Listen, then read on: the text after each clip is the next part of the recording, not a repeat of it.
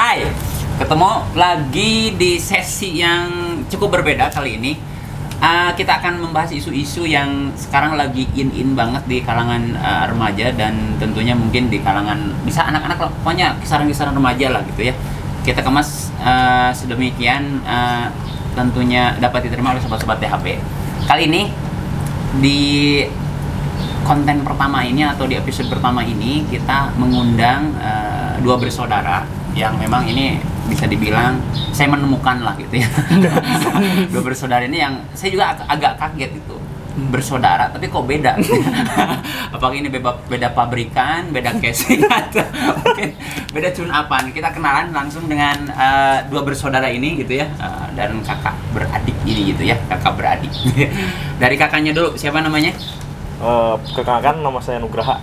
Nugraha. Sekarang kuliah, sekolah atau berapa? Baru beres kuliah ya? Beres kuliah. Baru beres kuliah, alhamdulillah ya. Jadi wajahnya udah wajah tua. Sudah apa ya, keluar dari tekanan batin. Keluar dari tekanan batin. Kalau ini siapa ini? Hai, Asep Gunawan, Pak. Asep Gunawan. Kelas berapa? Baru masuk SMP, Pak. Baru kelas 1 SMP Asep ini. Jadi memang ini kalau dilihat saya juga nggak kurang apa ya, dibilang kurang begitu percaya mereka bersaudara. Ya memang mungkin beda pabrikan. Tapi oke lah, kita akan tinggalkan itu. Kita akan bicara sekarang isu-isu terkini hari ini yang mungkin agak ramai juga akhir ini belakang ini tentang apa ya, bullying gitu, atau misalnya bisa perundungan dalam di kalangan remaja lah, anak-anak. Bahkan kemarin kan sempat viral juga kisah seorang anak yang sampai depresi karena mengalami perundungan oleh teman-temannya gitu kan. Kita akan ngobrol-ngobrol dengan Nugraha dan juga Asep tentang pengalamannya, mungkin juga ada inilah gitu. Oke, bicara dari Nugraha dulu nih, ada nggak pengalaman-pengalaman yang pernah Nugraha alami, baik dialami sendiri atau mungkin teman-teman di lingkungannya, ada nggak yang ngalamin kisah kayak apa ya, pengalaman seperti itu, dibully sama temennya gitu? Paling pengalaman saya itu ketika pas masuk SMA. Karena kan pas SMP badan saya nih, terutama badan kan masih kecil, kurus. Karena udah masuk SMA kan jarang aktivitas dan jadi tambah gendut. Jadi pas masuk, wah kayak itu minum susunya ini ya. kenceng mungkin cocok gitu ya. Nah, jadi pas masuk SMA badan jadi gedean, ya. Gede. Terus perundungan seperti apa sih yang Nugraha alami? Kan kau waktu itu mah ada film Simontu, Pak. Simontu. Iya, di salah satu televisi lah itu. Nah, Simontu apa? Simontu film India kayak gitu. Oh, film India. Kamu senang India? Ada teman-teman kartun. Nah, mereka suka lihat Simontok meren. Simontok kamu meren. Itu kamu dibilangin apa sih sebetulnya? Kan di film Simontu itu, Simontunya tuh besar. Nah, pas saya masuk kan rata-rata teman seangkatan pada kecil-kecil kurus. Dan kamu segede ini. Kemudian kamu dibilang apa? Wah, itu replika Simontu katanya gitu. Kamu ngerasa sakit hati atau biasa aja saat? Awal-awal sih pasti kepikiran lah, tapi udah berjalan sini ya udahlah, itu cuma kayak candaan gitu. Tapi banyak sih teman-teman yang ngatain, wah itu jadi ciri khas di SMA tuh panggilnya Simontu. Jadi justru Nugraha itu dikenal karena jadi Simontu. Iya, karena ada film itu. Jadi Simontok lah. Beda cerita itu. Beda cerita. Ini Asep ini kecil gitu ya, tapi otaknya itu bahaya. Dia udah lu gitu kan, udah ini banget gitu. Ada nggak pengalaman ke teman-teman Nugraha dulu di SMP, di SMA atau mungkin di kuliahan, ada nggak yang ngalamin perundungan? Paling sampai dia nggak mau misalnya sekolah atau nggak mau kuliah, atau misalnya sampai dia menarik diri jadi introvert, ada nggak kayak gitu?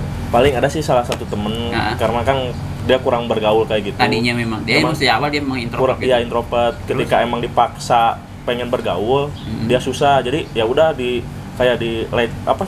dikata-katain lah, kayak gitu. Dia mau ini apa gitu. Kayak gitu. Dan terus efeknya apa tuh ke dia? Pernah 1 bulan dia nggak sekolah. 1 bulan dia nggak sekolah. Iya. Kemudian akhirnya sekolahnya kayak gitu, dia apain? Dirayu lagi sama kita, karena kan kita juga mungkin bercandanya keterlaluan juga, kayak gitu. Sampai dia emang benar-benar menutup diri gitu sampai 1 bulan dia nggak sekolah. Dan mungkin difasilitasi oleh gurunya juga Iya. ya. Maksudnya ini teman kamu nih karena Kayak gini. kalian dibercandain gitu ya. Ya Iya. kadang kan candaan kita gitu ya, sobat-sobat DP, karena kita bercanda kemudian kita nganggapnya biasa tapi ternyata itu nyakitin banget gitu kan, karena tiap orang itu beda-beda ininya ya, copingnya gitu ya, daya tahannya. Kalau Asep nih kan baru kelas lulus SD ya, SD. Ya. pasti kan baru hangat gitu kan. Biasanya kalau anak SD juga usil-usil gitu ya, usil Benar-benar, karena bukan karena mereka jahat tapi karena mereka sangat polos, usil. Ya dari wajah saya udah kelihatan. Wajah penuh keusilan. Ada nggak pengalaman, Sep, dulu di waktu sekolah? Ada sih Pak, pas kelas 4. Ya. Soal itu mungkin karena Asep tuh pas kelas 1 sama kelas 2 tuh kan sering diantar sama mama ya. Oh. Ya. Oh, kamu diantar sama mama? Iya, soalnya kan takut. Mama tetangga. Terus Mamanya siapa? Mama Asep. Asep. Jadi Asep ketika kelas berapa? Kelas 1 sama 2. kelas 1 Iya. selalu diantar. Iya. Kenapa diantar? Kok diantar-antar? Ya takut sih Pak. Gak ada temen, belum kenal. Kalau kelas 1 gitu. kan wajar. Kalau kelas 2 kenapa sampai diantar, masih diantar? Ya Tetap nggak berani. bukan nggak berani, iya takut kayak gitu sih Pak. Emang dari sekolah ke rumah Takut sendiri gitu. Takut sendiri. Iya. Kamu sekarang punya pacar kan, ya jomblo juga.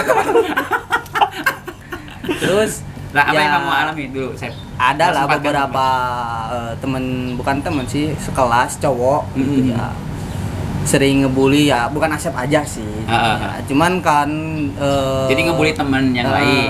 yang dikiranya lemah lah gitu. Apalagi kan Asep mah dilihatnya pas kelas 1 kelas 2 tuh sering dianterin jadi anak manja gitu dan lain. Apalagi pas SD kan SD. Tapi nggak cacingan? Enggak. Yang kecil pasti Pak, ini juga kecil. Jadi kamu termasuk anak sehat dan penuh perhatian sebetulnya gitu ya? Kayaknya sih. Terus pas SD juga kan Pak SD itu Asep kayak hitam banget gitu ya. Dulu. Sekarang mendingan lah dikit. Oh, jadi sekarang pakai pemutih atau apa? Baik clean. Nah, di situ tuh kayak sering dibulinya tuh dijitak gitu Pak. Oh, dijitak. Kenapa Terus jadi sasaran dijitakan gitu? karena Asep waktu SD sering dibotak Pak. Karena dibotak memang modenya kayak gitu atau Ya. memang Ya sering dibotak, gak tahu kenapa. jadi pelontos gitu? Iya, jadi sering dijitak, terus disuruh sana sini gitu Pak. Apalagi sama kakak kelas banyak tuh. Jadi banget ditahan lah gitu. Ya. Nah, habis itu tuh apa namanya? Cuman Asep tuh pernah sekali ngelawan gitu. Memberanikan diri itu pas kelas 4 mau lulus ke kelas 5. Di situ terakhiran Asep dibully, ngelawan, sekalinya ngelawan berantem dijedot pakai meja, udah. Jadi sama itunya Iya, gitu ya? sama kakak kelas 6. Dijedot pakai meja, dibanting gitu? Iya, dijedot, digitu, digini kepala dah. Oh, terus habis itu gimana? Ya nangis lah Pak. Dan setelah itu Dipanggil sama guru. Iya, dipanggil habis kelas 6-nya sama Asep juga. ya terus terang ada mama, ada Orang dia tuanya itu juga. Iya, Oh, jadi dijelasin. kedua orang tuanya dipanggil. Kenapa berantem gininya? Habis itu gak lama kemudian dia belum lulus tapi dia udah pindah. Oh, karena memang juga sebetulnya basically kakak kelas SF itu memang iseng gitu mungkin Iya, ya? hampir semuanya Pak. Apalagi kalau cowok. Oh, hampir oke, semua. oke. Apalagi pas SD itu kecil badannya. Jadi memang ini unik juga ya. Kita dulu ngalamin masa-masa sebetulnya, kalau saya juga dulu waktu SD itu ngalami lah pasu-pasu. Ada jagerna gitu ya. Iya, benar, Ada benar. jagerna, ada inilah gitu kan, ketua geng kan gitu. Gini-gini dia seolah jadi raja kan gitu. Benar Bang. Dan kalau dulu kita nganggapnya sih biasa aja gitu ya. Enggak ini. Tapi kan kalau sekarang kayaknya menjadi sesuatu yang memang ya itu sebetulnya nggak boleh kan juga ya. Kemarin kita sempat dengar di media sosial yang sampai depresi, sampai meninggal juga kan. Nah, menurut Nugrah dulu nih, kategori seperti apa sih yang bisa dibilang itu bullying atau perundungan gitu? Yang dipahami aja, kita kan kalau berteori juga teman-teman pasti juga lebih ini ya. Mungkin dari saya mah ketika kita mendengar kata bullying pasti dari mulai perkataannya dulu. Mungkin perkataan yang menjurus bahwa dia tuh gak seperti apa yang dia diri dia lakukan. Kayak gitu. Ketika emang disuruh tapi bukan dirinya, pasti gak mau kan, ada penolakan. Nah, ketika penolakan tapi si orang terus memaksa, itu bisa dikatakan bullying gitu. Oh, jadi memang kita memaksakan kehendak kita pada orang itu, dan orang itu tidak bisa menerima. Ya sederhananya seperti itulah. Kalau Asep kan nggak mungkin saya nanya tentang itu ya. Bingung juga, Pak. Kelas 1 SMP. Kalau Asep sendiri setelah kejadian itu kan, pernah lagi nerima bullying nggak? Enggak. Soalnya kalau di situ tuh pas udah kejadian itu ya Pak ya, walaupun ada beberapa yang mungkin mikir-mikir lagi gitu Pak. Terus ada teman-teman Asep yang kayak ngalamin nggak? Ada. Sampai dia pindah sekolah ada. Sampai pindah sekolah. Tapi itu cewek Pak. Oh, cantik. Oh enggak, dia tahu. Hitam Pak. Sebetulnya kalau orang-orang daerah tuh, anak kecil itu pasti hitam. Kenapa? Ya main lah.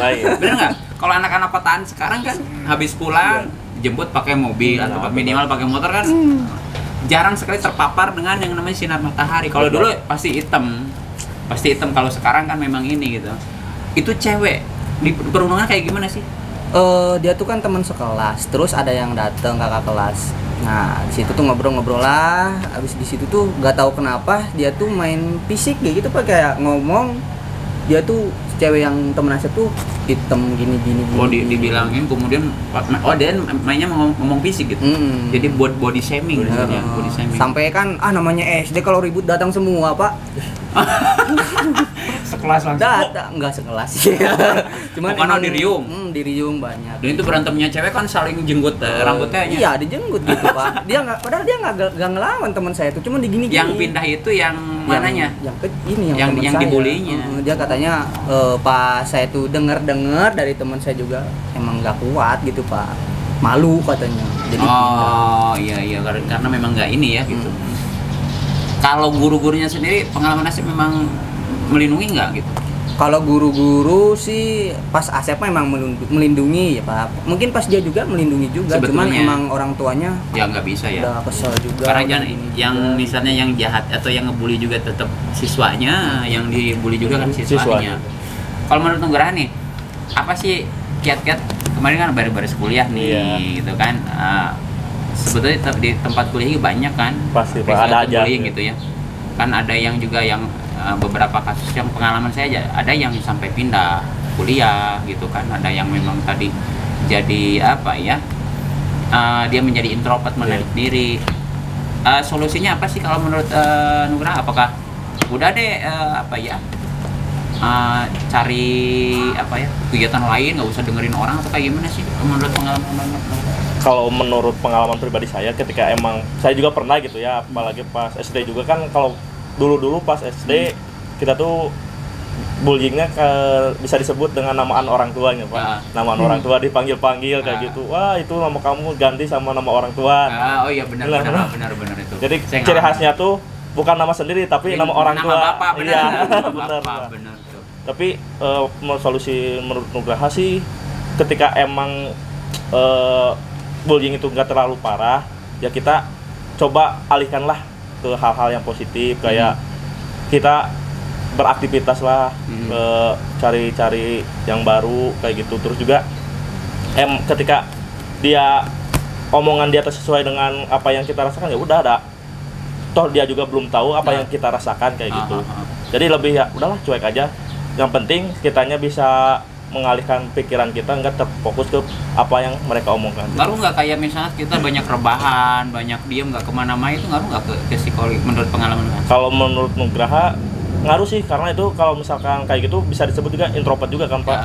Nah, ketika kita udah introvert kayak gitu, otomatis apa yang orang lain omongan pasti terpikat. Lebih sensitif, nah, kayak gitu. Lebih sensitif. Jadi lebih baik kita banyak-banyak keluar diri lah, mencari kegiatan aktivitas yang lain yang bisa merubah pikiran kita yang tadinya terfokus ke kata-kata orang lain, jadi terfokus ke kegiatan kita kayak gitu. Kalau menurut Asep nih, orang yang ngebully kira-kira perlu dibalas nggak sih? Lawan Pak. ini persis keren banget. Jadi harus dibalas katanya. Tapi kan kalau menurut saya sih sebetulnya kita tinggal menyampaikan keberatan kita, terus kemudian ya mendingan kalau mungkin bahasanya dilaporin lah kepada misal ke dosen, kurang apa ya, kurang enak, kurang nyaman ketika dikata-katain atau apa gitu ya. Dalam konteks dibalasnya ini mungkin lebih ke positif aja gitu. Bukan diajak sparring kan gitu. Tapi kan sekarang sebetulnya untuk area-area itu kan ada ya. Mau sparring, ya udah aja di arena kan enggak gitu. Jadi benar-benar sparring yang fair daripada berantem di jalanan kan enggak etis gitu ya.